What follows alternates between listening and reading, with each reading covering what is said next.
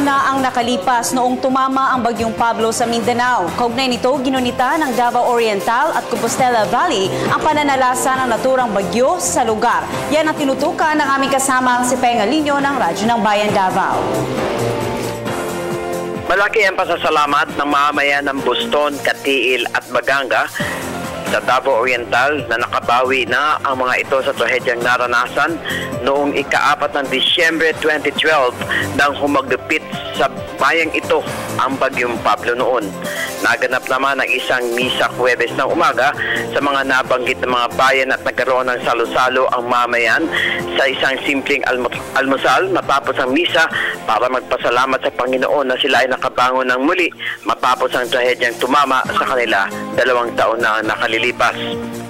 Ayon naman kay Davao Oriental Governor Corazon Malanyaon na malaki ang kanilang pasasalamat, una kay Pangulong Benigno Simeon Aquino III, sa Department of Social Welfare and Development o DSWD Secretary Dinky Soliman, sa Department of Agriculture at iba pang ahensya ng pamahalaan at ilang pribadong grupo dahil nabigyan na ng mga bahay ang mga may 11,000 mga pamilya na wala ng tirahan at may mga pangkabuhayan na ngayon at inaasahan sa susunod na taon ay ang 8,000 mga pamilya na lamang ay mabibiyayaan na rin ng mga bahay. Ibig sabihin, 100% na lahat ang magkakabahay.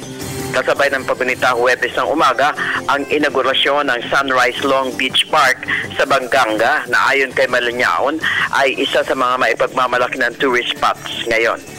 Samantala sa Compostela Valley Province naman, sinabi ni Governor Arthur Uy na naging makabuluhan ang kanilang pagunita sa anibersaryo ng Bagyong Pablo kung saan isang padyaka payapaan ang ginanap sa Barangay Andap sa New Bataan kung saan dito naganap ang pagkamatay ng mahigit 1,000 katao dahil natabunan ng lumang at lagasang malalaking bato ang nasabing barangay.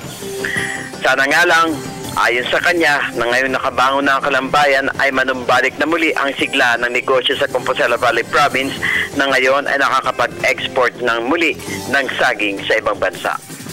Para sa Telebisyon ng Bayan, Peng Alinyo, Radyo ng Bayan, Davao.